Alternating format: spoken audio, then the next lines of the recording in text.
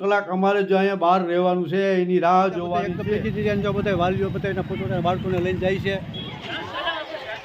આવી ગયું છે સરસ મજાનું વરિયાળી સર એના રિક્ષામાં આપણે મોકલી દેશે ત્યાં, અને એનો કારીગર આવીને કમ્પ્લીટ ફિટિંગ કરીને મને બધું ભાવતાલમાં સેટિંગ આવી જાય તો આપણે આજે જ ખરીદી કરી લેવી છે અને ઘરે જઈને એને ધાર્મીના મમ્મીને સરપ્રાઈઝ દેવી.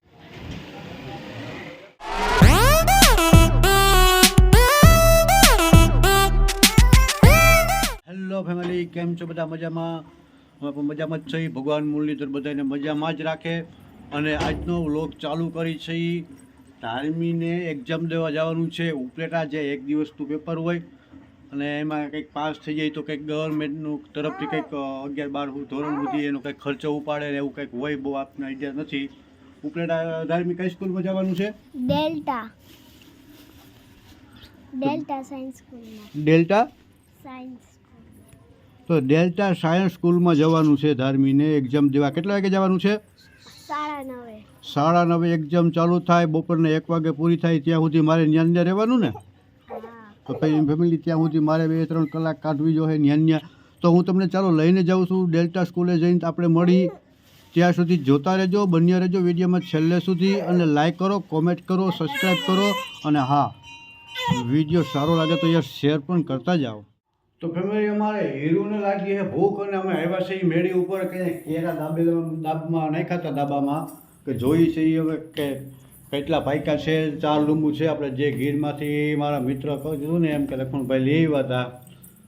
જોઈ છે જો આ કોઈ પણ જાતના કેમિકલ વગર હોય એમને ઓર્ગેનિક કેળા. જો આ લૂમ 2 દીમાં પાકી જશે, આ બી 2 દીમાં પાકી જશે. આ 2 લૂમને 3-4 દીની વાર લાગશે. એક લૂમ અડધી કાલે પાકી હતી, આજે પાકી ગઈ છે કોઈ પણ કેમિકલ વગર. અને આને મીઠાઈ છે એમાં કાંઈ ના ઘટે ફેમિલી. જો હવે 4 લૂમ છે હજી. તો હીરો આ કેળા પાકેલા એટલા નીકળ્યા છે, એમાં દીકરી ખાઈ લ્યો હવે. તો ફેમિલી આપણે પહોંચી ગયા છીએ ડેલ્ટા સાયન્સ સ્કૂલની અંદર, જ્યાં ધાર્મીને એક્ઝામ દેવાની છે. જ્યાં બધા વાલીઓ પોતાના વિદ્યાર્થીઓને પોતાના બાળકોને લઈને આવ્યા છે, જ્યાં બધા અહીંયા જ એક્ઝામ દેવાના છે ડેલ્ટા સાયન્સ સ્કૂલની અંદર. તો અત્યારે 10 વાગે એક્ઝામ ચાલુ થવાની છે. બપોરના 1 વાગ્યા સુધી 3 કલાક આ બધા વિદ્યાર્થી અંદર પૂરાઈ રહે. 3 કલાક અમારે જો અહીંયા બહાર રહેવાનું છે, એની રાહ જોવાની છે. તો પાછા મળશું.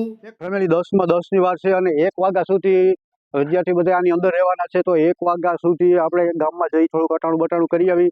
ત્યાં સુધી આ સ્કૂલની અંદર 1 વાગ્યા પહેલાં કોઈ પણ છૂટે એમ નથી, એટલા માટે 1 વાગ્યા સુધી ફરજિયાત રાહ જોવાની છે. તો ચાલો મળીએ આપણે 1 વાગે. ત્યાં સુધી જય મુરલીધર. ફેમિલી ધાર્મી એક્ઝામ દેવા હોઈ ગઈ છે ફાઇનલી, અને 1 વાગ્યા સુધી છૂટવા ન દે અને બહાર પર નીકળવા ન દે. તો ભાઈ ત્યાં આપણે ટાઈમ કાઢવો થોડોક અઘરો લાગે. એના માટે મને એવું લાગ્યું કે ભાઈ ધાર્મીના મમ્મીને હવે વોશિંગ મશીનની જરૂર છે. તો આપ જોઈ શકો છો કે ઉપલેટાનો ગેટ છે, એની અંદર હું એન્ટર થઈ ગયો છું. જોઈ શકો છો હમણાં એન્ટર થઈ જાય આપણે આગળ જઈએ સીધું ઉપલેટા. અને જે ડેલ્ટા સ્કૂલ છે એ બારોબાર છે. તો મને એવું થયું કે ભાઈ એક મશીન લઈ લઈ. મારા એક મિત્રની દુકાન છે ખોડિયાર ઇલેક્ટ્રોનિક, તો ત્યાં જઈને આપણે, અને ભાઈ વોશિંગ મશીનની થોડીક જરૂર જેવું છે, કારણ કે 4 છોકરીઓ છે મારે. હું પોતે મારું ટિફિન કરું, વાડીએ જવું હોય, છોકરીઓને નવરાવ ધોવાય, એના કપડાં ધોવા માટે હવે એટલો બધો ટાઈમ ન રહે અને જરૂરી પણ છે.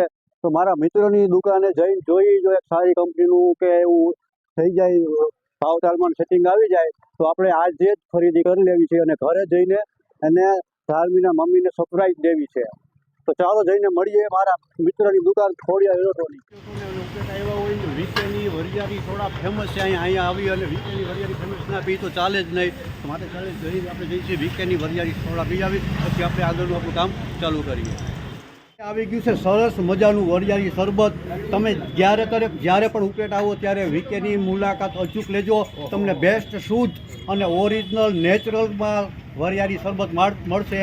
વારંવાર હું જ્યારે પણ આવું છું આ શરબત જ પીવું છું. બહુ બેસ્ટ ક્વોલિટીમાં મળશે. ફાઇનલી ફેમિલી આપણે છે ને ભાઈ ઓનિડાનું વોશિંગ મશીન સિલેક્ટ કરેલું છે, અને જે બાજુના ગોદાઉનમાં છે દુકાન ઉપર તો નહોતું, પણ એની એમ કીધું યાર હું કહું બરોબર ઓનિડાનું લઈ લે.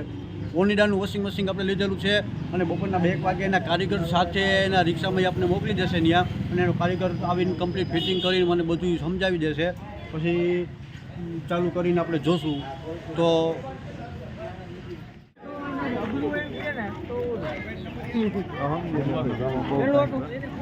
ના ભાઈ કેવો હતો પેપર? આવતા રહ્યા સાહેબ કેવું પેપર ગયું હે અસલનું પેપર ગયું ને ફેમિલી 1 વાગી ગયો છે આપ જુઓ અને આ બધા છોકરા એક્ઝામ થઈને છૂટી ગયા છે ધાર્મિક તો કેવું પેપર કેવું ગયું હતું મસ્તનું ગયું હતું કેટલી કલાક હતી 3 કલાક હતી બરાબર જો પેપર શું ભરી દીધા બધા એકદમ થઈ દીધી અને જો બધા વાલીઓ બધા એના પોતાના બાળકોને લઈને જાય છે અને હવે ધાર્મિક કે ભૂખ લાગી ને તને ચાલો ભાઈ આને ભૂખ લાગી તો કંઈક પેટ પૂજાની કરાવી નાગના ચોકથી નીચે ઉતરતા સામે તમને મળી જશે ખોડલ કૃપા એ મહેશભાઈ મકવાણા જે દરેક પ્રકારના જૂના વાહનની લેવેચ કરે છે જૂના વાહનની લેવેચ કરવા માટે મળો મહેશભાઈ મકવાણા જેના મોબાઈલ નંબર મારા કોમેન્ટ બોક્સની અંદર તમને મળી જશે જૂના વાહન કોઈ બી tractor JCB Hitachi 4 wheel Bolero Chhota Hathi મદન્યું કોઈ બી વસ્તુ હોય લેવી હોય અથવા વેચવા માટે મળો મહેશભાઈ મકવાણાને જેની ઓફિસ અહીંયા ઉપલેટા નાગના ચોકથી નીચે ઉતરતા છે ફેમિલી કેમ છે બધા મજામાં જો આજે આવી ગયો છો મારા મિત્રની વાડીએ અર્જુનભાઈ બોદર તે પોતાની વાડીએ જે એને ભેહું હતી અને પાવાની હતી કે હાલો નવરો હતો થોડાક ભેહું પાઈ આવીને ધમારી આવી તો વાડી આવ્યા છે એ જો ભેને પલારે છે તમારે જો આપણે તડકો બફારો છે જોરદાર આ ભેંસને મજા આવે ફેમિલી કેટલી ભેહું હે ભાઈ બે ભેહું હે આ એક પાડી મજા આવી ગયો પાણી ફૂલ પ્રેશરથી આવે બાકી જો વાડીએ ટ્રેક્ટરનું ના ઓયણી વાવેતરનું ને એવું બધું પડ્યું છે લીંબુડી છે 2 બાકી મજૂરના અહીંયા ઝૂંપડા ઓયડી છે જો પાણી કોઠા છે પછી તમને બતાવું ફેમિલી જો હમણાં તો બીજી ભેંસ અહીંયા બાંધી છે એક ધારિયામાં તમને બતાવું હા ભેં બાકી એમ છો ભાઈ આ નાનું પાડું અને એક જો આમ ભાગી ગઈ ભડકીને બાકી ફેમિલી હો મીઠું પાણી આવે પ્યોર મીઠું નદીમાંથી ડાયરેક્ટ જો આ પાછળ છે ને હું તમને બતાવું આ નદી છે જ્યાં ઝાડવા આડા નડે છે અહીંયા નદી છે નદીથી સીધી લાઈન નાખેલી સીધું મીઠું પાણી અને એકદમ ઠંડુ ભેંસને લઈ આવ્યો હવે ધમાડવા એ પાણી જો માથે જાય એને મજા આવી ગઈ ભાઈ કારણ કે ભેહુંને ગરમી બહુ થાય ભાઈ તડકો એવો લાગે ગરમી બહુ થાય સહન જ કરી જ ના શકે જરાય અને દિવસમાં 2-3 વખત ધમાવી પડે શિયાળામાં સમાહામ વાંધો ના આવે હાલે આમ નદીમાં જવા દેતો હોય ને પડી રહીએ કે ભાગી જાય પાણી ઓછું હોય તો હજી પડી રહે બાકી આ પાણી જાજુ હોય તો સામે કાંઠે વહી જાય જવું કેમ ભાઈ જો ધમારે ભાઈ ફેમિલી જોવો